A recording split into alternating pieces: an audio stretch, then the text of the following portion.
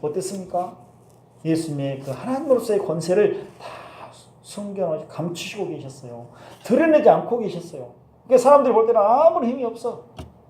옹크린 사자처럼 아무 힘이 없어. 죽으실 때까지, 십자가에 매달려 죽으실 때까지 아무런 힘도 쓰지 않고 계신단 말이에요. 사람들이 아무리 유혹하고 시험해도 그대로 그냥 그 길을 걸어가시던 것입니다. 우리를 구원하시기 위해서. 그러나 그에게는 막강한 힘과 권세가 있었던 것입니다. 모르니까 그러지. 사람들이 몰라서 그러지. 알았다면 어떻게 예수님을 죽였겠어요. 그래서 예수님은 많은 고난을 여기서 받으시고 권세를 사용하지 않으셨다는 것이 바로 이 말씀이에요. 창세기 우리가 지금 봤던 그 말씀이에요. 유다에 관한 말씀이 바로 이 말씀이에요. 예수님에 관한 말씀이에요.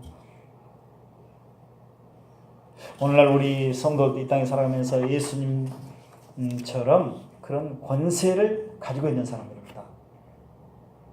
하나님의 자녀들이라는 그 권세. 나는 하나님의 자녀입니다. 얼마나 능력 있고 얼마나 권세가 있는 자들입니까? 하나님의 아들인데, 하나님의 자녀들인데, 예수 그리스도를 믿어 구원한 사람들, 하나님의 자녀가 되는 권세를 주셨다. 하나님께서 우리 이미 주셔버렸어. 앞으로 주실 것이 아니고 이미 주셔버렸어. 그러니까 우리 하나님의 자녀로 지금 그 권세를 가지고 그 능력을 가지고 살아가고 있는 것입니다. 그래서 사람들이 볼 때는 예수 믿는 제일 힘이 없죠.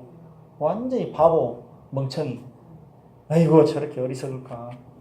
욕도 못하고 싸움도 제대로 못하고 아무 힘이 없네. 진짜 힘없는 자들 겉으로 볼 때는 아무것도 아니고 예수님도 그렇게 당하셨지 않습니까? 그래서 우리가 그런 일을 당할 때마다 늘 우리 속으로는 어떻게 생각해야 됩니까? 아, 나는 하나님의 자녀이다. 막강한 힘을 가지고 있고 권세를 가지고 있다. 하나님께서 그것을 언젠가는 나타내실 것이다. 예수님도 그랬지 않습니까? 예수님의 권세를, 왕으로서의 권세를, 통치자로 권세를 나타내실 때가 있었습니다.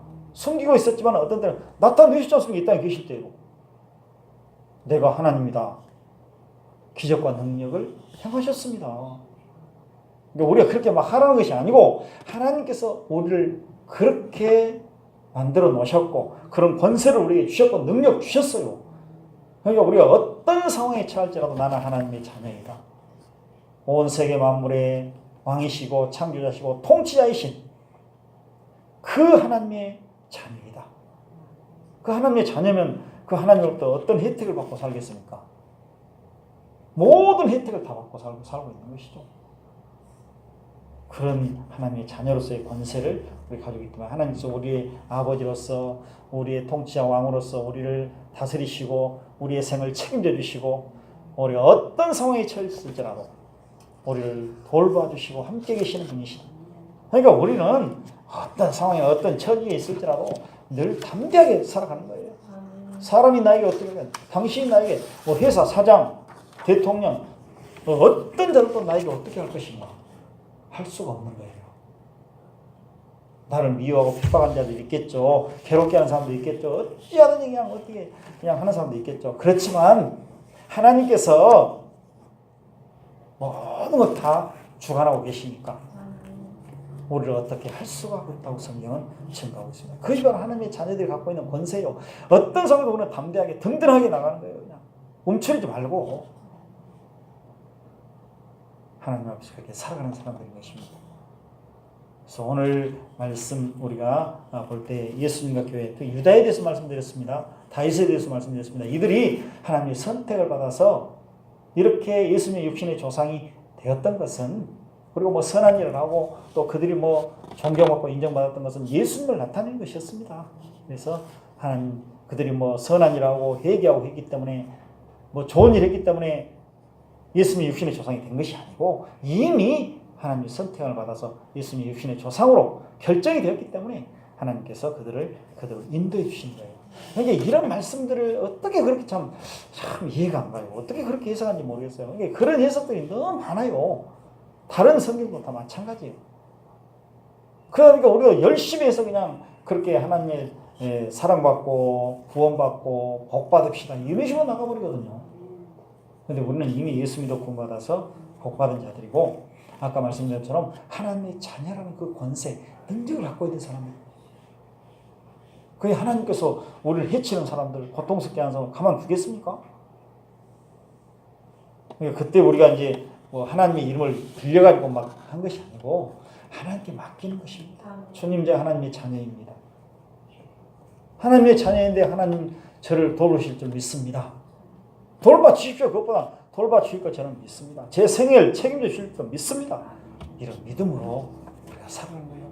우리 개인이나 가정이나 자녀들이나 우리 마음대로 안 되겠지만은 하나님께 맡기고 기도하고 권면하고, 교회도 마찬가지예요. 교회도 다 하나님께 맡기고 주님의 뜻대로 헤쳐나가는 것입니다. 마지막으로 이사야 43장 19절 말씀 제가 이제 번역을 해봤는데요. 보라, 나는 새로운 것을 만드는 자. 하나님을 가리키고 있죠. 보라, 나는 새로운 것을 만드는 자. 이제 내가 도단할 것이다. 그러니까 전혀 그냥 뭐 이렇게 황무지와 같은, 사막과 같은 곳에서 이제 완전히 갈 길이 막히고 아무것도 할 수 없는 그 사람들에게 말씀하고 있는 내용이에요. 이제 내가 도단할 것이다. 싹이 도단한다고 말이에요. 너희가 그것을 알지 못하였느냐. 참말로 내가 거친 들 안에 길을 놓을 것이다. 거칠어진 것들 안에 강들을 내가 놓을 것이다. 사막에 길을 내시고, 우리가 사막 같은 사람들이란 말이에요. 나를 볼 때는 나는 아무것도 할 수 없어. 완전히 나는 그냥 이제 저 밑바닥에 떨어져서, 인생 밑바닥에 떨어져서 고통당하고 있는데, 나는 무입니다. 아무것도 없습니다. 내가 무엇 하겠습니까? 나는 이제 0입니다. 0, 제로. 그것이 바로 사막이고 황폐한 것이에요. 완전히 폐허가 되어버린다. 거기서 싹이 돋아날 것이다. 나는 새로운 것을 만드는 자다. 길을 내가 거기 놓을 것이고 강들을 내가 그 사막에 놓을 것이다. 너희들이 갈 길을 내가 열어주고 살게 할 것이다. 거기서 다시 일으킬 것이다. 이런 말씀입니다. 저는 이 말씀을 번역하면서 이렇게 기쁜 뜻이 있다는 걸 마음에 받았습니다. 여러분들의 삶이 어떤 간에 지금 이 자리에 그대로 있는 것이 아니고 하나님께 소망 두시고, 하나님 나를 일으켜 세울 것이다. 치료할 것이다. 살려줄 것이다. 하나님은 능력이 무한하신 분이십니다. 그걸 믿고 승리하시기 바랍니다.